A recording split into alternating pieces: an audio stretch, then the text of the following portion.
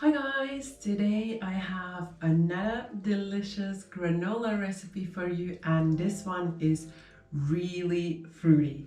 I hope you're gonna like this recipe. Let's get started.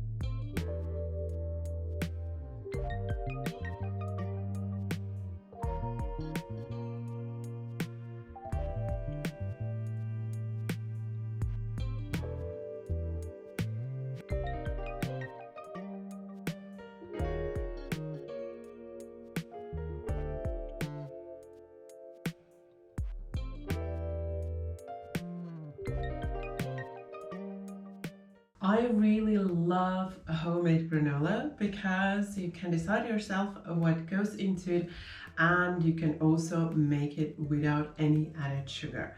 I tend to make my granola always myself, and I have a couple of other delicious recipes that I'm gonna link here for you, and I hope you're gonna like this new one as well.